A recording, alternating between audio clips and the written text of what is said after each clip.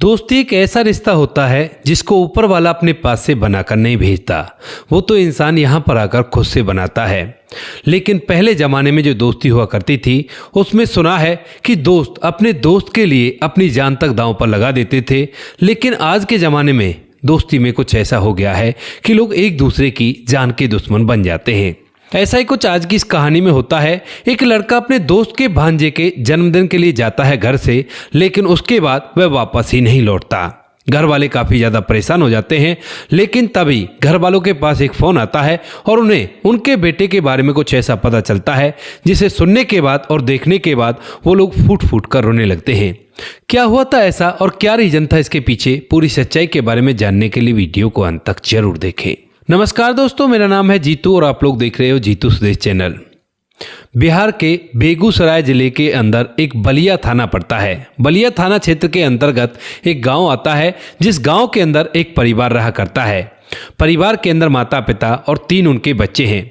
सबसे बड़े बेटे का नाम चंदन होता है, एक उससे छोटा होता है और एक सबसे छोटा होता है जिसका नाम नंदन होता है। पिता का नाम होता है किशोर। यहाँ पर परिवार अच्छी तरह से अपने समय को व्यतीत कर रहा था, कोई भी कैसी भी दिक्कत नहीं थी। और जो सबसे छोटा नंदन होता है लड़का, उसका एक दोस्त होता है जिसका नाम होता है राजा। राजा जो होता है वह नंदन का बचपन से ही पक्का मित्र है, क्योंकि एक ही गांव के रहने वाले हैं और वहाँ पर वो लोग एक साथ पढ़ाई लिखाई करते हैं, एक साथ खेलते कूदते हैं और एक साथ ही खेतों को जाया करते हैं। तो यहाँ पर आप लोग कह सकते हो जिस तरह से पड़ोस में कोई दोस्त रहा करता है, तो उसी तरह का इन दोनों का रिलेशन था। जो राजा होता है, राजा की एक बहन होती है जिस बहन का नाम होता है मंजू। मंजू जो कि राजा की बड़ी बहन है। और यहाँ पर ये राजा और जो नंदन है, ये दोनों के दोनों बराबर एज के हैं। तो यहाँ पर ये जो दोनों हैं एक दूसरे के घर तक भी आया जाया करते हैं और दोनों के घर वाले अच्छी तरह से एक दूसरे को जाना करते हैं। तो इधर यहाँ पर जो राजा होता है वह जब अपने दोस्त नंदन को अपने साथ अपने घर ले जाता है, तो वहाँ पर जाने के बाद इसकी मुलाकात उसकी बड़ी बहन से होती है और यह उसे दीदी दीदी कहकर संबोधित किया करता है। इधर यहाँ पर जो मंजू है वह राजा के दोस्त यानी कि अपने भाई के दोस्त का अच्छे से ख्याल रखा करती है और उसे खाने पीने के लिए भी पूछा करती है। जब कभी वह खाना बनाया करती और ये वहाँ पर पहुँच जाया करता, तो इसे ज़बरदस्ती खाना खिला दिया करती कि नहीं नहीं ऐसे क्यों नहीं खाओगे, मेरे भाई का दोस्त है और खाना जरूर से खाएगा। यहाँ पर ये सब कुछ चल रहा था। दोनों की दोस्ती काफ़ी ज़्यादा गहरी थी और धीरे धीरे समय बीतता है। समय के साथ साथ समय आ जाता है 2020 का। और 2020 के अंदर यहाँ पर जो राजा की बहन मंजू होती है उसकी उम्र 20 साल होती है और जो नंदन होता है उसकी उम्र 17 साल होती है। अब 2020 में जब नंदन एक दिन अपने दोस्त राजा को बुलाने के लिए उसके घर जाता है, तो यहाँ पर घर में राजा तो नहीं मिलता, केवल उसकी बड़ी बहन होती है। और जैसे वो उससे पूछता है दीदी वो कहाँ गया, तो यहाँ पर जो मंजू होती है वह उसकी तरफ देखती है और देखने के बाद कहने लगती है कि देखो ना, तुम मुझसे ना दीदी कहकर बात मत किया करो।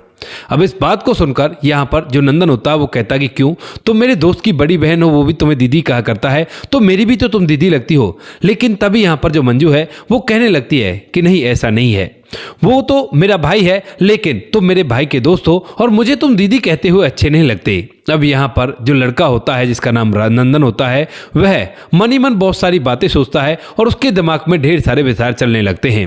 इसके बाद वह उसकी भावनाओं को समझ गया था और आंखों ही आंखों में दोनों की बातें हो जाती हैं और बात तय हो जाती है कि आज से जो नंदन है वह मंजू को दीदी कहकर नहीं पुकारेगा।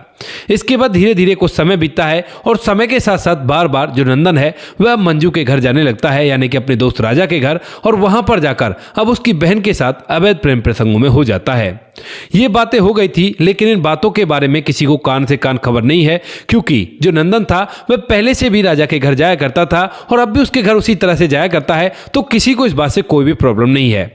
धीरे धीरे समय बीतता है और समय के साथ साथ यहाँ पर जो मंजू होती है उसकी शादी भी तय हो जाती है। और शादी तय होने के वक्त जो मंजू होती है वो कह देती है नंदन से कि देखो मेरा मन तो नहीं कर रहा है, लेकिन अब घर वालों ने शादी तय कर दी है, तो उसके बाद मुझे शादी तो करनी होगी और इसी वजह से मुझे जाना होगा। तो यहाँ पर जो नंदन होता है वह भी उससे कुछ नहीं कहता है और उसके बाद मंजू की शादी भागलपुर में हो जाती है। वहां पर जाने के बाद वह रहने लगती है और धीरे धीरे समय बीतता है। समय के साथ साथ उसकी शादी भले ही हो गई थी, लेकिन उसके बाद भी मंजू और नंदन एक दूसरे से बात किया करते थे, एक दूसरे से मिला जुला करते थे। यहाँ तक कि जब भी कभी मंजू यहाँ पर आया करती अपने मायके में, तो उसके बाद नंदन से जरूर मिला करती। और इधर कभी उसके मायके में कोई नहीं रहा करता, 1-2 दिन के लिए कोई बाहर जाता था, तो उसके बाद यहाँ पर जो मंजू होती है वह नंदन को फोन करके अपने पास बुला लेती है। अब ये सब कुछ चल रहा था, कोई भी कैसी भी दिक्कत नहीं थी। मंजू को 3 बच्चे हो चुके थे और यहाँ पर अभी तक भी इन दोनों के बीच में ये सब कुछ चल रहा था। धीरे धीरे समय आ जाता है 2025 का और 2025 को एक दिन की बात होती है जब राजा और नंदन दोनों के दोनों गांव के एक मंदिर पर बैठे हुए थे और बैठते बैठते यहाँ पर जो राजा है वो अपने दोस्त नंदन से कहने लगता है कि यार ऐसा है, मेरे ना भांजे का जन्मदिन आ रहा है और वहां पर मुझे जाना होगा। अब जो नंदन होता है वो कहता है कि हाँ भाई, अगर आ रहा है तो तुम्हें जाना चाहिए, अच्छी बात है। तो वो कहने लगता है कि क्या तू मेरे साथ नहीं चलेगा? तो यहाँ पर जो नंदन होता है उसे तो मानो मुंह मांगी मुराद मिल गई हो और उसके बाद वो कहता है कि ठीक है, अगर ऐसी बात है तो मैं भी तुम्हारे साथ चल दूंगा। ये तारीख थी 26 नवंबर 2025 और जन्मदिन था 27 नवंबर 2025 को। तो उसके बाद यहाँ पर जो नंदन होता है वह भी कह देता है कि ठीक है, मैं चल दूंगा। और यहाँ पर जो राजा होता है वो कहता है कि ठीक है, तो कल चलेंगे और कल सुबह तैयार होकर मेरे घर पर आ जाना। इसके बाद ये दिन कंप्लीट हो जाता है और जैसे ही अगला दिन आता है यानी कि 27 नवंबर 2025 आता है तो उसी दौरान यहाँ पर जो नंदन होता है वह अपने घर से तैयार होता है और घर वालों को बता देता है कि मैं अपने दोस्त के भांजे के जन्मदिन में जा रहा हूँ और शाम तक लौट आऊंगा। घर वाले भी कह देते हैं कि कोई बात नहीं, चले जाओ, कोई भी दिक्कत नहीं है। तो इसके बाद जो नंदन होता है अच्छी तरह से तैयार होता है और तैयार होने के बाद राजा के घर पर पहुंच जाता है। वहां जाने के बाद उसके ही घर परिवार के 2 व्यक्ति और होते हैं और वो सभी यानी कि 2 वे और 2 ये 4 जन एक साथ मिलकर वहां से उस जगह के लिए निकल जाते हैं जहां पर राजा की बहन रहा करती थी। सफर 80 किलोमीटर का था और उसके बाद वो सफर तय करते हैं। लेकिन इधर यहाँ पर जब धीरे धीरे ये शाम हो जाती है तो शाम के समय यहाँ पर जो नंदन है वो घर नहीं आता है। तो माता पिता सोचते हैं कि शायद कल आ जाएगा, लेकिन दूसरे दिन भी जो नंदन है वो घर पर नहीं आता है। अब जो माता पिता होते हैं उसके फोन पर फोन करते हैं लेकिन उसका फोन स्विच ऑफ आता है। तो यहाँ पर घर वाले उसके घर जाते हैं यानी कि जो राजा होता है उसके घर जाते हैं, लेकिन वहां पर उन्हें कोई भी नहीं मिलता। जब घर के अंदर उन्हें कोई भी नहीं मिलता है और वो लोग भी अभी तक वापस नहीं लौटे थे जो उसके साथ गए हुए थे, तो उसके बाद उन्हें इसकी चिंता होने लगती है। तो जो बड़ा भाई चंदन होता है वह अपने पिता किशोर को लेकर वहां की नजदीकी पुलिस थाने में पहुंच जाता है और वहां पर जाकर अपने भाई की गुम होने की रिपोर्ट दर्ज करवा देता है। अब पुलिस वाले जब ये बात देखते हैं कि इस तरह से गायब हो गया है तो उसके बाद कहते हैं कि ठीक है, अगर कोई भी पता चलता है तो आप लोगों को बताते हैं हम लोग। यहाँ पर पुलिस वालों ने तो आश्वासन दे दिया था और इसके बाद धीरे धीरे समय बीतता है, उसका कोई भी अता पता नहीं होता। वो लोग काफी ज्यादा छानबीन इस बारे में कर लेते हैं लेकिन कहीं से भी जो नंदन होता है उसका कोई भी अता पता नहीं है। धीरे धीरे समय बीतता है, 27 तारीख से 28 तारीख होती है, 28 से 29 होती है, 29 से 30 होती है और धीरे धीरे करके समय आ जाता है 5 दिसंबर 2025 का, यानी कि 5 तारीख हो गई थी और अभी तक नंदन का कोई भी अता पता नहीं है। 5 तारीख को अचानक से नंदन के पिता जो किशोर होते हैं उनके पास एक व्यक्ति का फोन आता है और वो कहने लगता है कि क्या आप ही का बेटा नंदन है? तो यहाँ पर जो किशोर है वो कहता है कि हाँ, मेरा ही बेटा है, आप उसको ढूंढ रहे थे ना?